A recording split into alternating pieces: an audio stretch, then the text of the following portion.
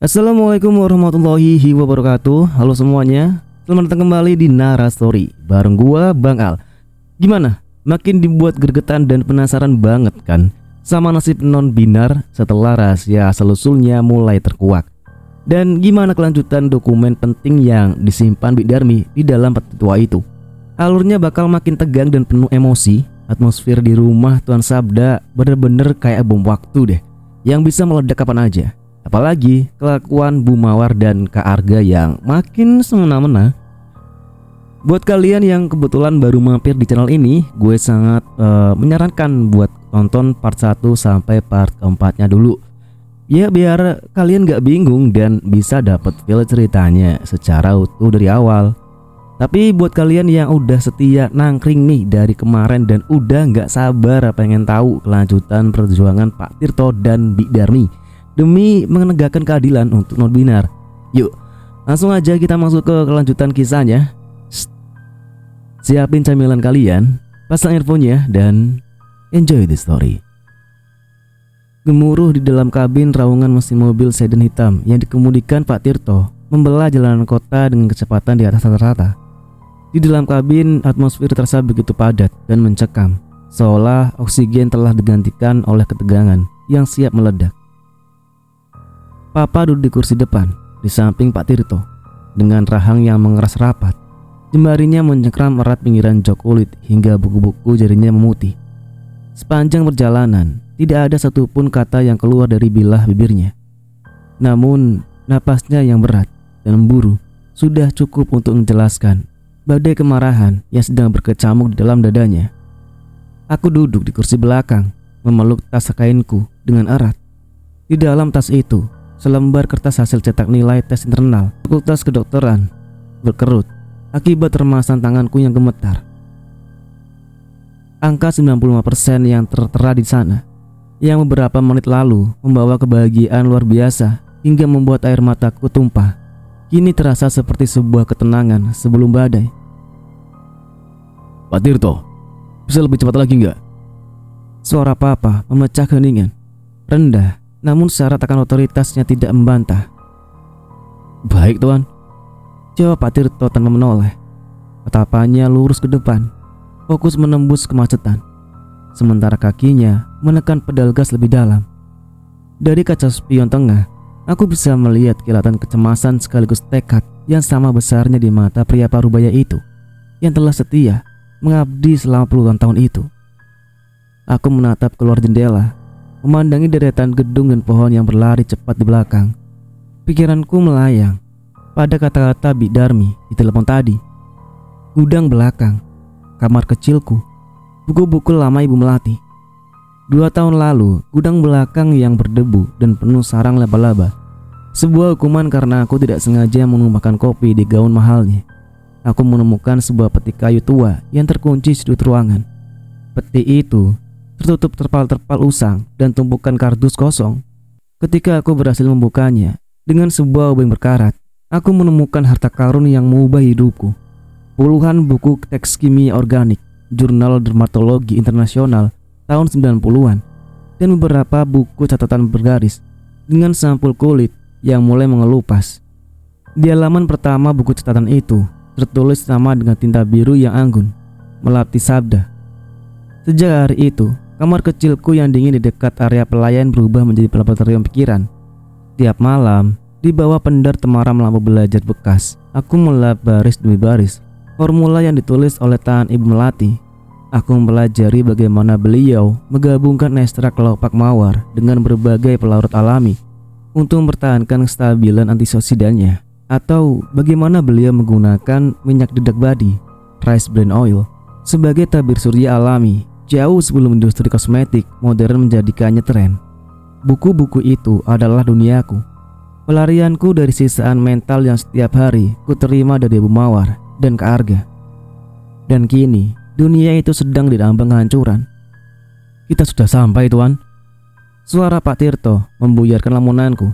Mobil berhenti dengan hentakan pelan di depan carport rumah utama. Bahkan sebelum ban mobil benar-benar berhenti berputar, Papa sudah membuka pintu dan melangkah keluar dengan langkah-langkah lebar yang mengintimidasi. Aku bergegas membuka pintu belakang, mengikuti langkah papa dari belakang dengan jantung yang bertalu-talu bagai genderang perang. Belum sempat kami melangkah masuk melalui pintu utama, kepulan asap hitam yang bumbung dari arah tanaman belakang langsung menarik perhatian kami. Bau hangus kertas terbakar dan aroma menyengat dari sampul kulit yang terpanggang api tercium pekat di udara, merusak udara sore yang biasanya bersih. Mawar! Suara papa menggelegar, mengguncang pilar-pilar megah rumah bergaya Eropa klasik itu.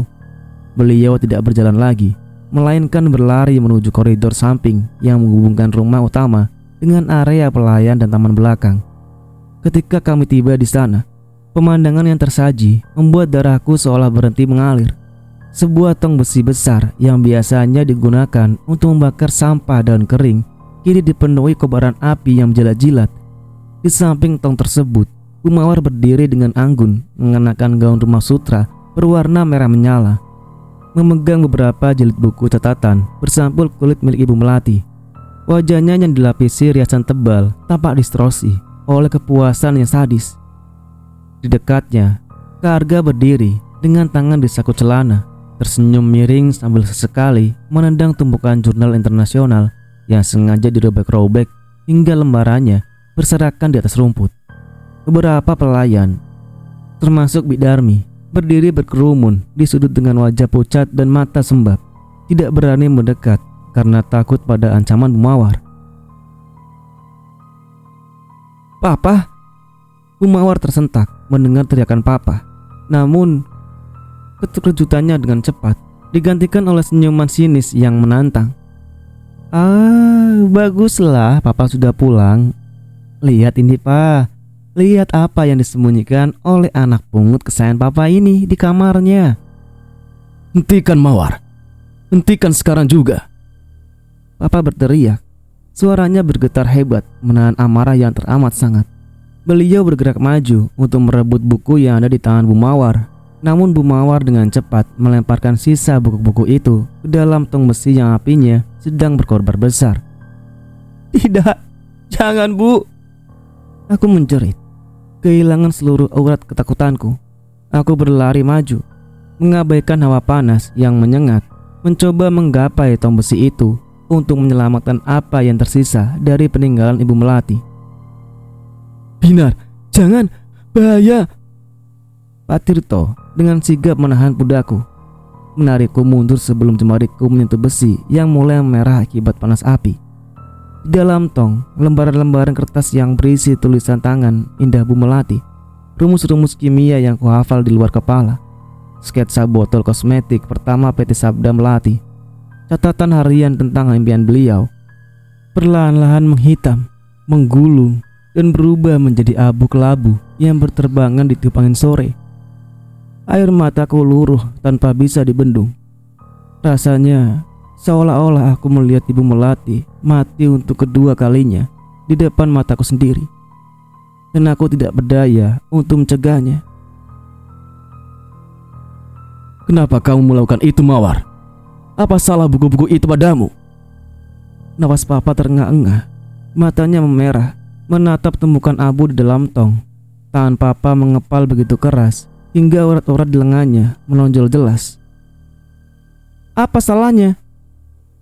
Bu Mawar tertawa melengking. Suara tawanya terdengar begitu sumbang dan dipenuhi rasa dengki yang telah lama mengakar. "Buku-buku ini adalah sampah dari masa lalu, Sabda. Dan anak pungut ini, dia menggunakan sampah-sampah ini untuk mencari perhatianmu. Dia ingin meniru perempuan mati itu agar bisa merayap naik dan merebut apa yang seharusnya menjadi milik Arga." "Jaga bicaramu Mawar. Melati adalah wanita yang membangun fondasi perusahaan ini dari nol. Tanpa dia, kamu tidak akan pernah bisa memakai gaun sutra atau cincin berlian yang ada di jarimu itu." Bentak papa. Suaranya bergetar karena rasa sakit dan amarah yang bercampur menjadi satu. Kak Arga melangkah maju, berdiri di depan ibunya dengan tatapan menantang yang tidak sopan. "Pak, sudahlah. Kenapa papa selalu membela perempuan mati itu? Dan anak tidak jelas ini.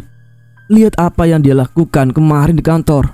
Dia dengan lancang masuk ke laboratorium, mengacaukan presentasi proyekku di depan Pak Baskoro. Dan sekarang dia berhasil menghasut Papa sampai diberikan ID card VIP, guys. Papa sadar gak sih? Tindakan Papa ini sudah mempermalukan aku dan Mama di depan seluruh karyawan. Kamu merasa dipermalukan, Arga? Papa menatap anak laki-lakinya dengan pandangan yang syarat akan kekecewaan mendalam. Kamu merasa dipermalukan karena seorang gadis yang selama ini kamu anggap pembantu bisa memecahkan masalah formulasi yang bahkan tim risetmu sendiri tidak becus menyelesaikannya. Kamu merasa terancam karena Binar memiliki kecerdasan yang tidak pernah kamu miliki. Meskipun Papa sudah membiayai kuliahmu di luar negeri dengan biaya miliaran rupiah. Papa! Arga berteriak, wajahnya memerah karena egonya yang terluka parah dihantam kenyataan pahit tersebut. Bu Mawar melangkah maju, menepis tangan Arga, lalu menunjuk wajah Papa dengan telunjuknya yang gemetar. Cukup, Sabda. Aku tidak akan membiarkanmu merendahkan anak kandungmu sendiri demi membela anak haram ini. Iya, aku tahu. Jangan pikir aku bodoh, Sabda. Selama bertahun-tahun aku diam menerima anak ini di rumah ini hanya karena aku menghormati statusmu sebagai suamiku. Tapi hari ini, ketika aku melihat dia membawa kartu VIP itu, ketika aku tahu dia mencoba menyusup ke dalam perusahaan, aku tidak bisa tinggal diam lagi. Anak pungut ini harus keluar dari rumah ini sekarang juga. Bawa baju-bajumu yang kumal itu, Binar, dan pergi dari sini sebelum aku menyeretmu keluar. Suasana seketika menjadi hening yang mencekam. Para pelayan menahan nafas mereka, sementara aku terpaku di tempatku berdiri dengan air mata yang masih mengalir di pipi. Anak haram. Kata-kata itu berputar-putar di dalam kepalaku, mengirimkan rasa sakit yang baru dan lebih tajam ke dalam hatiku. Papa menarik nafas panjang, sebuah tarikan nafas yang terasa begitu berat, seolah beliau sedang mengangkat beban seluruh dunia. Kemarahan yang meledak-ledak di wajahnya perlahan surut, digantikan oleh ekspresi dingin yang luar biasa. Sebuah ekspresi yang jauh lebih menakutkan daripada teriakan badannya tadi. Kamu ingin Binar pergi dari sini, Mawar? Tanya Papa. Suaranya kini terdengar begitu tenang. Namun, ketenangan itu justru membuat bulu kuduku berdiri. Iya, dia harus pergi. Rumah ini tidak memiliki tempat untuk para seperti dia. Jawab Bu Mawar dengan nada ketus, berasa di atas angin. Papa menatap Bu Mawar dengan tatapan lurus, tanpa berkedip. Kalau begitu, izinkan aku meluruskan satu hal yang salah di dalam otakmu yang dipenuhi keserakahan itu, Mawar. Rumah ini, perusahaan PT Sabda Melati Kosmetik, dan seluruh aset yang kamu nikmati selama belasan tahun ini sama sekali bukan milikmu dan bukan juga milik Arga. Bu Mawar mengerutkan keningnya. Tawa sinis kembali keluar dari bibirnya. Apa maksudmu, Pak? Jangan mengada-ngada. Kita ini suami istri dan Arga adalah anak laki-laki pertamamu. Tentu saja semua ini milik kita. Kamu lupa, Mawar? Atau kamu sengaja amnesia? Papa berjalan mendekati meja taman yang terletak tidak jauh dari tong besi, lalu mengambil tas kerja kulitnya yang tadi sempat dibawa oleh Pak Tirto. Dari dalam tas tersebut, Papa mengeluarkan sebuah map dokumen berwarna biru tua yang tampak sudah berumur, namun dijaga dengan sangat rapi. Papa membuka map tersebut di depan Bu Mawar dan Kak Arga. Ini adalah akta pendirian PT Sabda Melati Kosmetik yang asli, lengkap dengan surat wasiat kepemilikan aset yang dibuat oleh Melati sebelum beliau mengembuskan nafas terakhirnya di rumah sakit. Kata Papa, suaranya bergema di taman belakang yang sunyi. Di dalam dokumen ini tertulis dengan sangat jelas 50% saham perusahaan rumah utama ini beserta seluruh royalti atas formula dasar kosmetik yang diproduksi oleh perusahaan secara mutlak diwariskan kepada anak kandung perempuan dari Melati Sabda. Bu Mawar mendengus, meskipun sudut matanya mulai menunjukkan kepanikan yang coba ia sembunyikan. Lalu, apa hubungannya dengan anak pungut ini? Perempuan mati itu hanya melahirkan satu anak, dan anak itu sudah Kalimat Bu Mawar terhenti di udara. Matanya mendadak melebar saat sebuah kesadaran yang mengerikan mulai merayap masuk ke dalam benaknya. Papa menoleh ke arahku, menatapku dengan pandangan yang dipenuhi kelembutan seorang ayah yang sungguhnya. Tatapan yang selama 18 tahun hidupku selalu kurindukan. Binar bukan anak pungut, Mawar. Dia juga bukan anak haram. Ucap Papa. Setiap kata diucapkan dengan penekanan yang tegas dan bertenaga. Binar adalah darah dagingku. Dia adalah putri kandungku bersama Melati. Dia adalah pewaris sah yang sesungguhnya dari seluruh kekayaan Sabda Melati Kosmetik. Keheningan yang mencekam kembali meledak di taman belakang. Kata-kata Papa laksana petir di siang bolong yang menghantam tepat di jantung pertahanan Bu Mawar dan Kak Arga. Beberapa pelayan di sudut halaman terdengar memekik pelan, menutupi mulut mereka karena terkejut. Bidarmi bahkan langsung jatuh terduduk di atas rumput. Air matanya merebak. Namun kali ini bukan karena takut, melainkan karena rasa haru yang luar biasa menembus dadanya yang sesak. Bu Mawar mundur satu langkah. Wajahnya yang tadi memerah karena amarah mendadak pucat pasi, menyisakan sapuan bedak tebal yang kini tampak seperti topeng porselen retak. Bibirnya bergetar hebat, mencoba menyusun kata-kata, namun yang keluar hanyalah desis terbata-bata. Tidak mungkin. Tidak mungkin, Sabda. Kamu pasti berbohong. Kamu sengaja membuat cerita gila ini hanya untuk melindungi anak haram ini, kan? Anak Melati sudah meninggal belasan tahun yang lalu di rumah sakit saat kecelakaan itu. Aku tidak pernah berbohong tentang darah dagingku sendiri, Mawar. Jawab Papa dengan suara yang begitu dingin, sedingin es yang beku di puncak gunung. Beliau membalik halaman dokumen biru tua itu, menunjukkan selembar kertas resmi dengan segel hukum dan cap sidik jari kaki bayi yang sudah memudar warnanya, berdampingan dengan surat pernyataan medis resmi. 18 tahun lalu, saat kecelakaan tragis itu merenggut nyawa Melati, semua orang mengira bayi perempuan yang dikandungnya itu ikut tewas karena kondisi prematur yang parah. Namun, Melati sempat bertahan selama beberapa jam di ruang operasi sebelum mengembuskan nafas terakhir. Dia memohon kepada dokter dan sahabat setianya yang tak lain adalah Pak Tirto untuk menyembunyikan putri kami. Papa melirik Pak Tirto yang kini berdiri tegak di sampingku dengan kepala terangkat. Tidak lagi menunjukkan sikap membungkuk penuh ketundukan seperti yang biasa dilakukan di depan Bu Mawar. Mengapa harus disembunyikan, Pak? Kak Arga menyela, suaranya bergetar antara marah, bingung, dan ketakutan yang mulai menjalar ke dalam nadinya. Ego besarnya sebagai putra mahkota PT Sabda Melati Kosmetik runtuh dalam sekejap. Kalau dia memang anak kandung Papa, kenapa Papa membiarkannya hidup seperti pelayan di rumah ini? Kenapa Papa membiarkan kami? Kalimat Arga menggantung.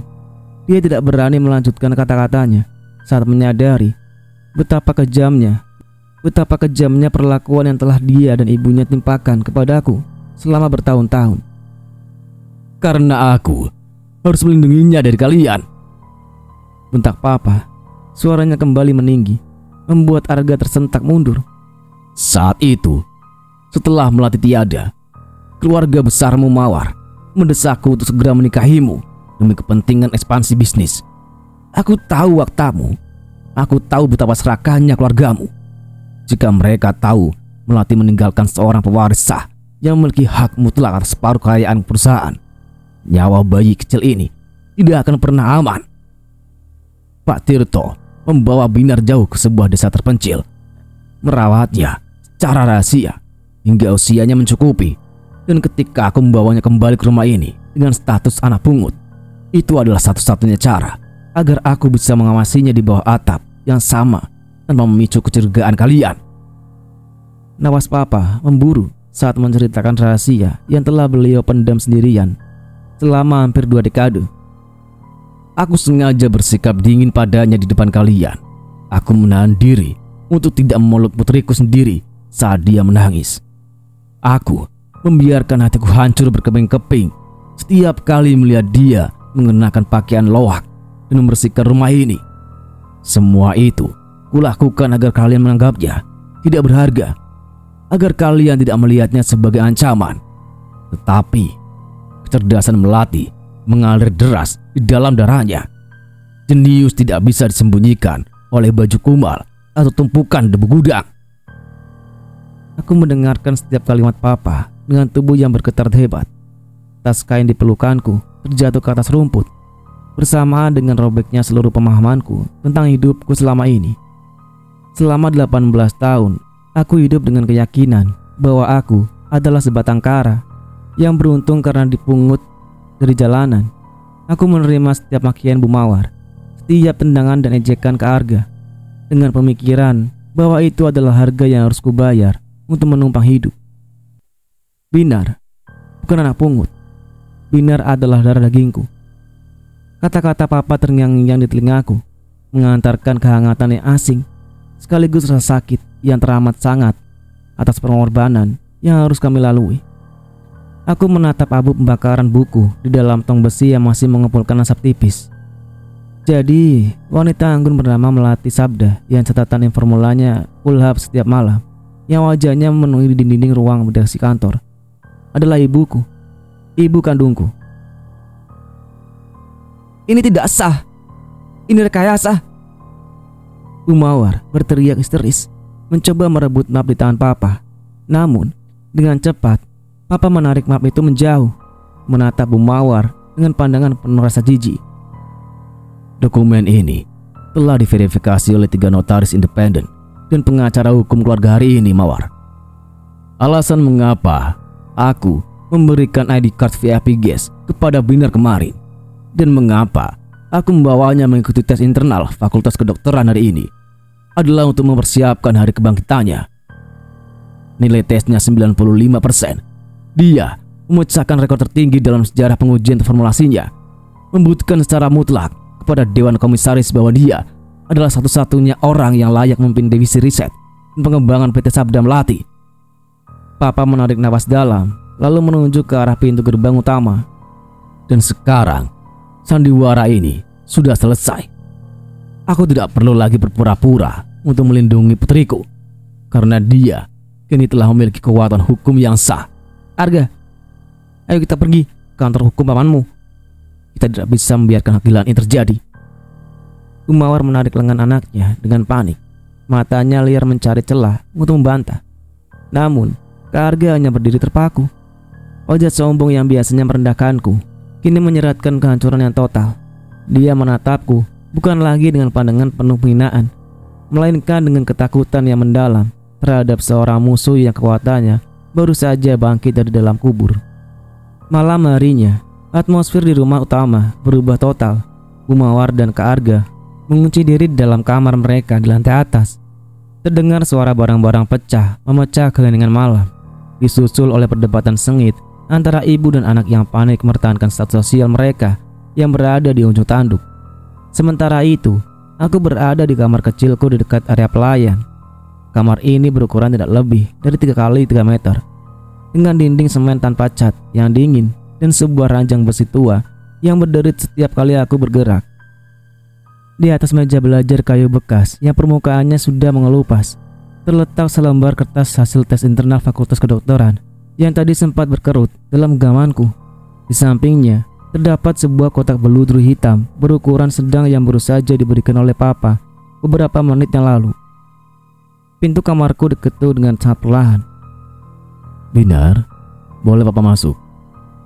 Suara rendah papa terdengar dari balik pintu wood plank yang rapuh. Aku menarik nafas panjang, mencoba menenangkan debar jantungku yang belum juga stabil sejak kejadian di taman sore tadi. Masuk, Pak. Maksudku, Tuan. Papa. Jawabku. Lidahku masih terasa sangat kaku mengucapkan kata itu secara langsung kepada pria yang selama ini selalu menjaga jarak dariku. Pintu terbuka dan papa melangkah masuk. Sosoknya yang biasanya tampak begitu perkasa dan mengintimidasi di kursi belakang mobil mewah kini terlihat begitu rapuh di dalam ruangan yang sempit ini. Beliau menatap sekeliling kamar. Pakaian-pakaian tuaku yang tergantung di paku dinding, lantai semen yang dingin tanpa alas karpet, dan pendar lampu kuning yang temaram. Air mata kembali menggenang di sudut mata pria parubaya itu. Papa berjalan mendekat, lalu berlutut di depan tempat dudukku. Beliau menggenggam kedua tanganku yang masih terasa dingin. Maafkan Papa, nak. Maafkan Papa karena membiarkanmu hidup dalam penderitaan seperti ini selama 18 tahun. Bisik Papa, suaranya bergetar menahan tangis yang akhirnya pecah. Air mata seorang pria tangguh, seorang pimpinan perusahaan kosmetik raksasa luruh di atas punggung tanganku. Aku tidak mengerti, Pak, kataku dengan suara tercekat. Air mataku ikut mengalir bebas. Kenapa Papa tidak mengatakannya lebih awal? Setiap kali Bu Mawar mengurungku di gudang, setiap kali Kak Arga merobek buku-buku pelajaranku, aku selalu bertanya-tanya pada Tuhan, apa kesalahan yang kubuat hingga aku harus dilahirkan untuk dibenci oleh semua orang? Papa menggelengkan kepalanya dengan cepat, menggenggam tanganku lebih erat lagi. Kamu tidak pernah bersalah, Binar. Kamu adalah anugerah terbesar yang ditinggalkan oleh ibumu. Kamu harus tahu, Mawar dan keluarganya menguasai hampir 40% saham pelengkap di awal pernikahan kami melalui jalur investasi politik. Jika saat itu mereka tahu kamu ada, mereka bisa dengan mudah memanipulasi hukum, mencabut asuhmu dariku, atau bahkan melakukan hal yang lebih buruk untuk menyingkirkan dirimu demi memastikan Arga menjadi pewaris tunggal. Papa harus terlihat tidak peduli padamu agar mereka menganggapmu tidak lebih dari sebatang lidi yang bisa mereka patahkan kapan saja. Papa membiarkan mereka merendahkanmu agar mereka lengah. Papa mengusap air mataku dengan jemarinya yang hangat. Tetapi setiap malam setelah seluruh rumah ini tertidur, Papa selalu berdiri di luar jendela kamarmu ini, melihat pendar lampu belajarmu yang menyala hingga dini hari. Melihatmu dengan tekun pelajari buku-buku ibumu di gudang. Papa tahu darah seorang ilmuwan sejati mengalir dalam tubuhmu. Kamu tidak butuh kemewahan untuk menjadi cerdas. Kamu menempa dirimu sendiri di dalam kegelapan. Dan malam ini kamu membuktikan bahwa mutiara akan tetap bersinar meski ditimbun di dalam lumpur sedalam apapun. Papa kemudian menunjuk ke arah kotak beludur hitam di atas meja. Bukalah, nak. Itu adalah milik ibumu yang paling berharga. Sesuatu yang bahkan tidak pernah diketahui oleh Mawar.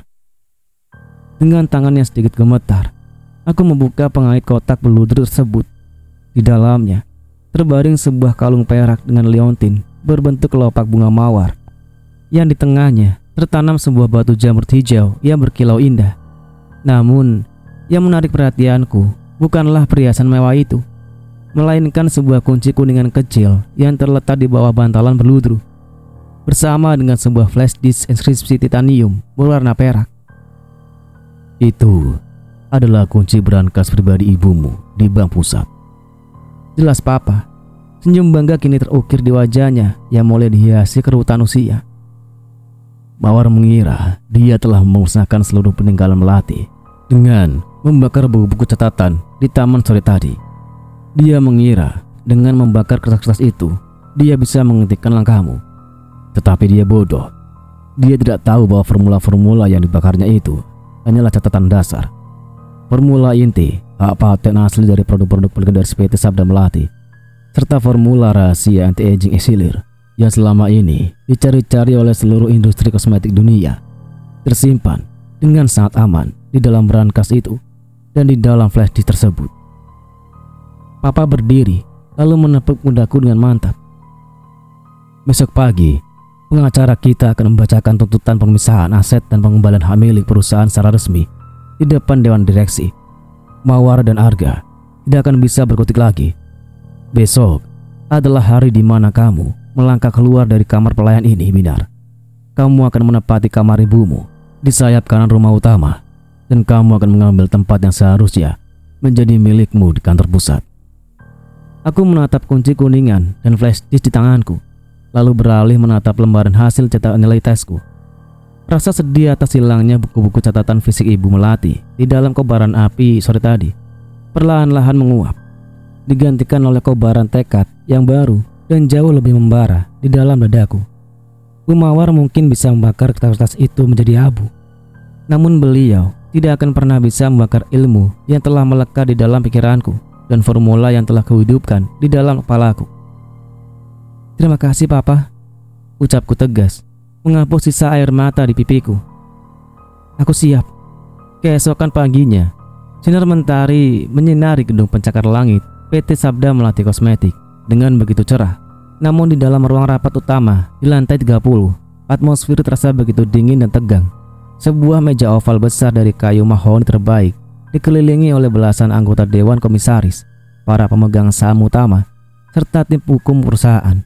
Di satu sisi meja, Bu Mawar duduk dengan setelan blender formal berwarna hitam, mencoba mempertahankan sisa-sisa keanggunannya, meskipun lingkaran hitam di bawah matanya tidak bisa disembunyikan oleh riasan setebal apapun. Di sampingnya, Karga duduk dengan gelisah.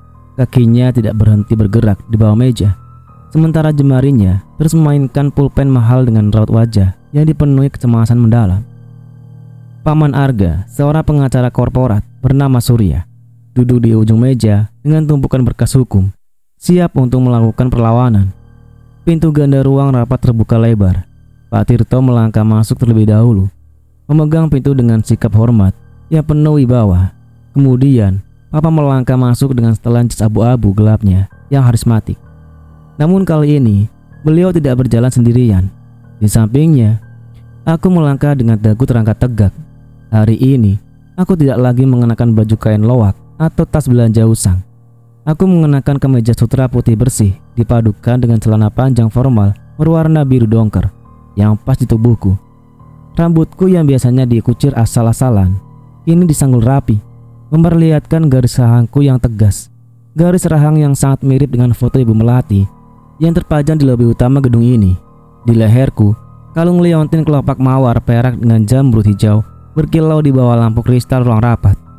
Melihat penampilanku, Bu Mawar mengepalkan tangannya di atas meja hingga kuku panjangnya yang dicat merah menusuk telapak tangannya sendiri.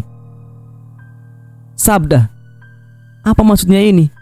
Ini adalah rapat internal Dewan Direksi yang membahas masa depan proyek formulasi baru.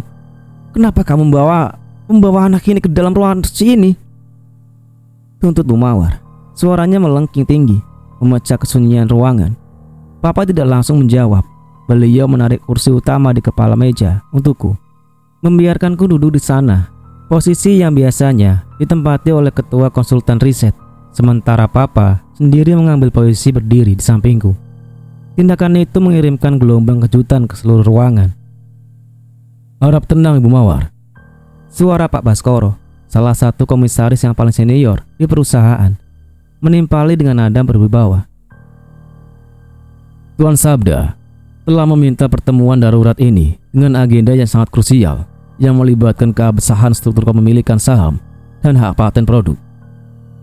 Surya, pengacara Bu Mawar, langsung berdiri sambil mengebrak meja dengan sopan.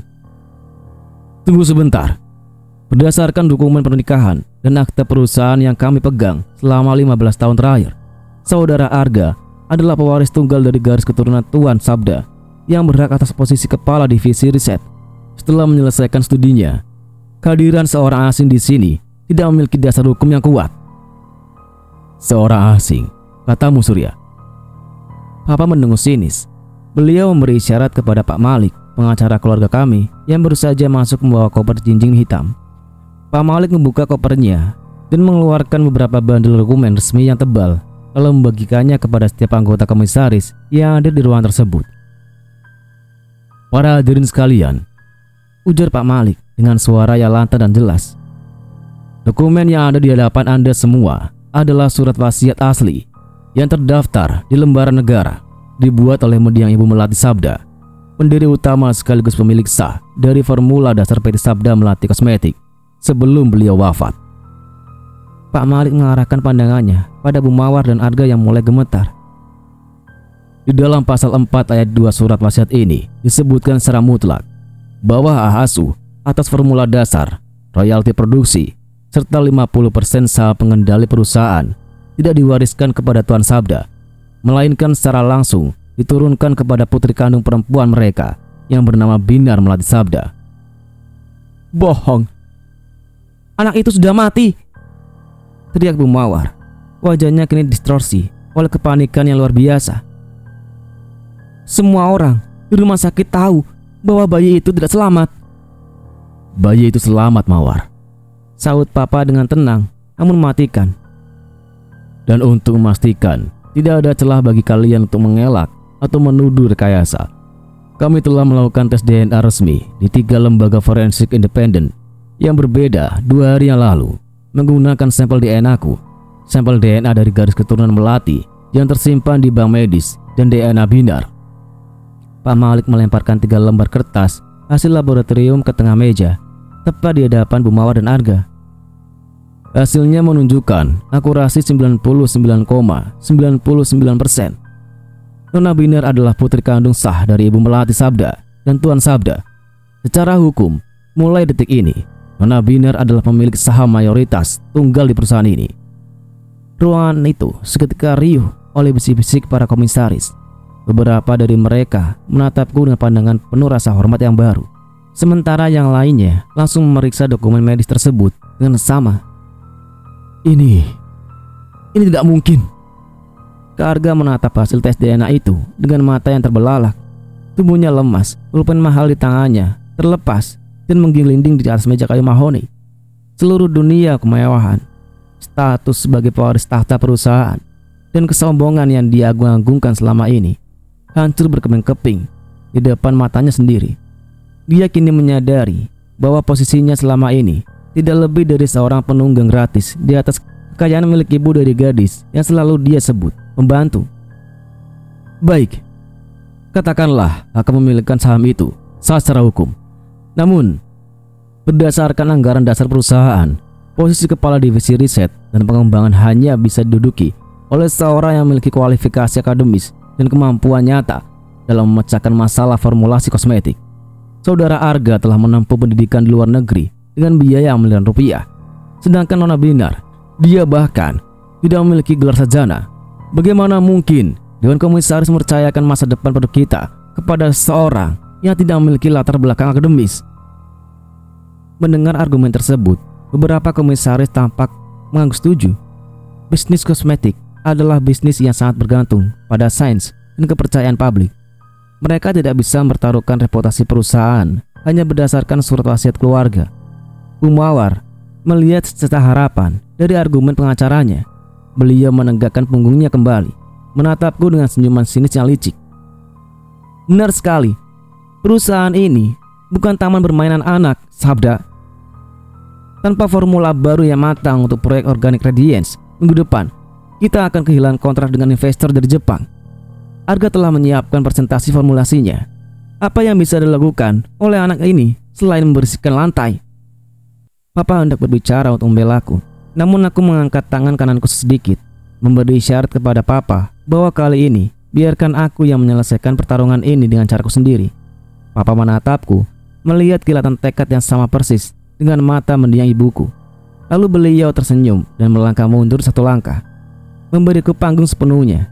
Aku berdiri dari kursiku, tatapanku lurus, tajam, dan tidak berkedip menembus langsung ke dalam mata Bu Mawar dan Kak Arga. Kualifikasi akademis adalah hal yang penting, Pak Surya, kataku dengan suara yang tenang, jernih, namun bergema dengan penuh otoritas di dalam ruangan yang luas itu. Namun, di dalam dunia sains informasi, gelar di atas kertas tidak ada artinya jika dibandingkan dengan pemahaman mendalam tentang esensi dari materi itu sendiri. Aku berjalan mendekati layar proyektor besar di ujung ruangan, lalu masukkannya flash disk titanium perak yang tadi malam diberikan oleh Papa ke dalam laptop yang terhubung ke sistem utama ruangan. 2 hari yang lalu, lanjutku sambil menekan tombol remote presentasi. Kak Arga mempresentasikan proyek formula Organic Radiance di depan Pak Baskoro. Di dalam formulasi yang Kak Arga buat, Anda menggunakan kombinasi ekstrak kelopak mawar dengan pelarut sintesis berbasis propilen glikol untuk mengekstrak antioksidanya, bukan? Kak Arga tersentak, wajahnya memerah karena terkejut. Bagaimana kamu bisa tahu? Aku tahu, karena aku membaca berkas proyek yang kamu tinggalkan di meja laboratorium saat aku masuk ke sana untuk mengantarkan dokumen papa. Jawabku dingin. Dan di dalam presentasi itu, tim riset Anda mengalami masalah besar-besaran. Formula tersebut tidak stabil. Dalam waktu kurang dari 48 jam, warna ekstrak mawar berubah menjadi kecoklatan dan tingkat antioksidannya menurun drastis hingga 40% akibat proses oksidasi yang cepat. Itulah alasan mengapa investor Jepang menunda penandatanganan kontrak, bukan? Pak Baskoro terkejut. Beliau langsung menoleh ke arah Arga. Arga, kamu bilang kepada Dewan Komisaris bahwa masalah stabilitas itu sudah diatasi. Itu sedang dalam proses perbaikan, Pak. Jawab Arga terbata-bata. Keringat dingin mulai membasahi pelipisnya. Perbaikan yang tidak akan pernah selesai jika Anda terus menggunakan metode sintesis itu, Kak Arga. Potongku dengan tegas. Aku menekan tombol remote dan layar proyektor menampilkan sebuah diagram struktur kimia yang sangat kompleks, namun disusun dengan begitu rapi dan indah. Ini adalah jawaban dari masalah yang gagal Anda selesaikan meskipun telah menghabiskan biaya riset miliaran rupiah, kataku, mengarahkan pandangan ke seluruh anggota Dewan Komisaris. Ibu Melati Sabda telah memecahkan masalah stabilitas antioksidan alami ini sejak tahun 1995. Rahasianya bukan terletak pada penambahan bahan pengawet estesis, melainkan pada penggunaan metode co-pigmentation alami menggunakan ekstrak dedak padi atau rice bran oil yang diproses melalui distalisasi dingin. Ketika molekul antosianin dari mawar berikatan dengan asam ferulat dari dedak padi, mereka membentuk sebuah perisai molekuler yang mempertahankan kestabilan warna dan aktivitas antioksidan hingga 200% lebih lama, bahkan di bawah paparan sinar ultraviolet langsung. Seluruh ruangan seketika hening. Para peneliti senior yang hadir sebagai konsultan teknis di ruangan itu langsung mencondongkan tubuh mereka ke depan. Mata mereka berbinar melihat grafik stabilitas dan struktur formula yang kutampilkan di layar. Luar biasa, bisik salah satu kepala peneliti senior. Struktur ini adalah sebuah mahakarya formulasi organik. Bagaimana mungkin kami tidak pernah memikirkan kombinasi pelarut alami ini? Dan bukan hanya itu saja, aku melanjutkan, menatap langsung ke arah Pak Baskoro. Kemarin, aku mengikuti tes internal Fakultas Kedokteran dan pengujian formulasi rahasia yang diadakan oleh Papa di laboratorium pusat. Hasil penilaiannya adalah 95%. Aku tidak hanya membawa teori dari masa lalu, tetapi aku telah menyempurnakan formula Ibu Melati dengan teknologi mikrokapsul modern. Ini adalah sampel produk yang berhasil kubuat tadi malam di laboratorium pribadi Papa. Aku mengeluarkan sebuah botol kaca kecil berwarna ember dari saku kemejaku, lalu meletakkannya di tengah meja mahoni. Cairan di dalamnya berwarna merah muda jernih, berkilau indah tanpa ada endapan sedikit pun. Sebuah bukti visual dari sebuah formulasi yang sempurna dan stabil. Pak Baskoro mengambil botol tersebut dengan tangan yang sedikit gemetar, menatapnya dengan penuh kekaguman. Beliau kemudian berdiri dan berbalik menatap seluruh anggota komisaris. Para hadirin sekalian, saya rasa kita tidak perlu memperdebatkan masalah gelar akademis lagi. Di depan kita saat ini berdiri seorang jenius jati yang tidak hanya memiliki hak hukum atas perusahaan ini, tetapi juga memiliki jiwa dan kecerdasan dari pendiri utama kita, Ibu Melati Sabda.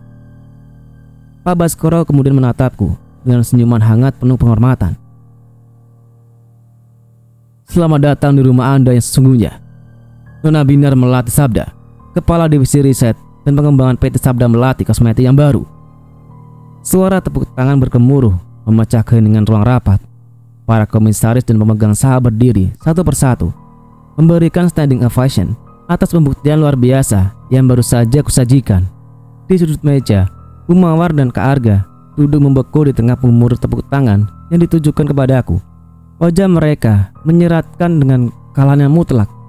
Sebuah kehancuran total dari seluruh reputasi, kekuasaan, dan kesombongan yang selama belasan tahun ini mereka gunakan untuk menginjak-injak hidupku. Pak Malik, pengacara kami, melangkah mendekati Bu Mawar dan meletakkan selembar berkas hukum baru di hadapannya. Ibu Mawar, bersamaan dengan perubahan struktur kepemilikan saham ini, Tuan Sabda juga telah mengajukan gugatan cerai resmi ke pengadilan. atas dasar manipulasi aset dan tindakan kekerasan mental yang terstruktur terhadap putri kandung beliau.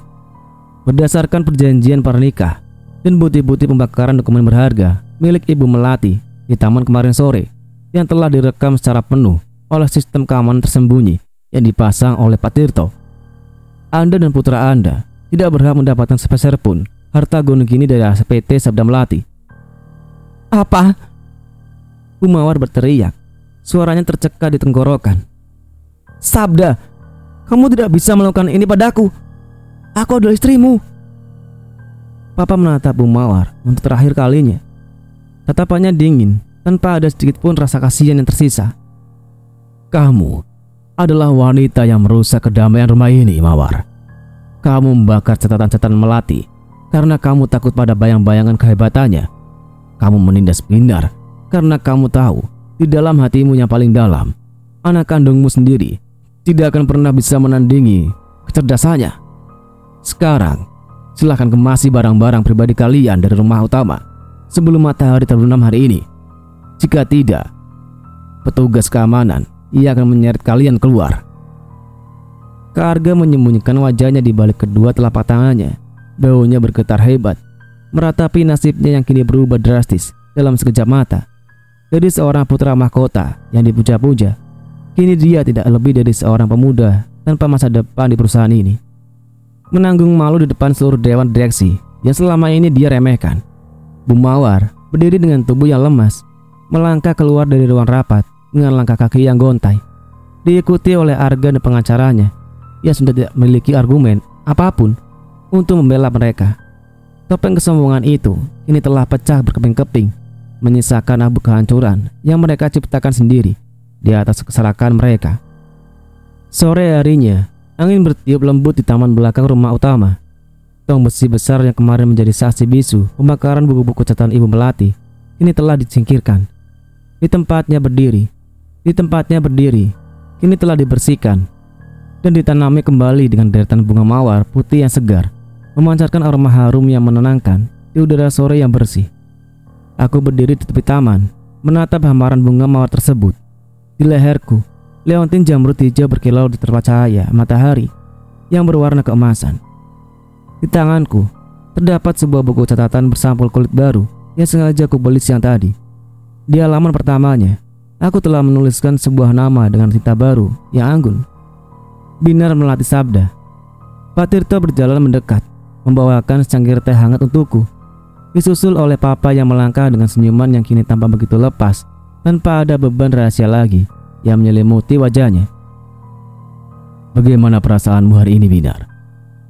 Tanya Papa lembut, berdiri di sampingku sambil memandang langit senja yang indah. Aku menoleh ke arah Papa, lalu tersenyum dengan sangat tulus. Sebuah senyuman yang selama 18 tahun ini selalu tersembunyi di balik ketakutan dan penderitaan. Aku merasa akhirnya aku bisa bernafas dengan lega, Pak. Aku merasa Ibu Melati saat ini sedang tersenyum melihat kita dari atas sana. Papa mengangguk pelan, merangkul pundakku dengan hangat. Ibumu pasti sangat bangga padamu, Nak. Kamu tidak hanya menyelamatkan warisannya, tetapi kamu telah membuktikan bahwa kebenaran dan kecerdasan sejati tidak akan pernah bisa dimusnahkan oleh api setinggi apapun. Aku menatap buku catatan baru di tanganku, lalu beralih menatap masa depan yang kini terbentang luas dan cerah di hadapanku. Mulai hari ini, aku tidak akan lagi bersembunyi di dalam kegelapan. Aku akan melangkah maju di bawah cahaya, membawa nama besar Ibu Melati Sabda menuju puncak kejayaan yang sungguhnya, sebagai pewaris sah yang tidak akan pernah dipatahkan. Gemuruh di dalam kabin mobil sedan hitam kemarin telah berganti menjadi kedamaian yang megah di dalam hatiku. Badai telah berlalu dan kini saatnya mutiara yang lama bersembunyi di dalam lumpur itu bersinar, menerangi seluruh duniaku yang baru. Dan cerita pun selesai. Wah, akhirnya selesai juga perjalanan panjang kita. Gimana guys? Puas banget kan sama endingnya? Jujur, pas gue bawain bagian terakhir tadi, rasanya benar-benar lega banget. Keadilan akhirnya berpihak pada tempat yang semestinya. Perjuangan tanpa lelah dari Pak Tirto dan kesetiaan Bidarmi akhirnya berbuah manis untuk masa depan non Binar. Dari cerita ini kita bisa sama-sama belajar ya, kalau kebenaran itu mungkin bisa ditutupi atau ditunda, tapi dia nggak akan pernah bisa dimusnahkan. Hukum tabur tua itu nyata, dan apa yang dipetik oleh Bu Mawar serta Kak Arga adalah hasil dari apa yang mereka tanam selama ini. Harta dan kekuasaan bisa saja manipulasi manusia, tapi mereka nggak akan pernah bisa membeli ketenangan jiwa. Gua mau ngucapin terima kasih banyak buat kalian semua, Sobat Nara, yang udah setia nemenin perjuangan non-binar dari part 1 sampai detik ini, di part terakhir. Antusiasme, teori-teori kalian di kolom komentar, dan support dari kalian itu yang bikin gua makin semangat buat terus bercerita. Kalau kalian suka sama akhir dari cerita ini, jangan lupa buat klik tombol like, share ke teman-teman kalian, dan tulis di kolom komentar gimana perasaan kalian setelah denger endingnya tadi. Buat yang belum subscribe, yuk buruan klik tombolnya sekarang, biar kalian gak ketinggalan nih kisah-kisah seru berikutnya yang udah gue siapin. Gue Bang Al, pamit undur diri dulu.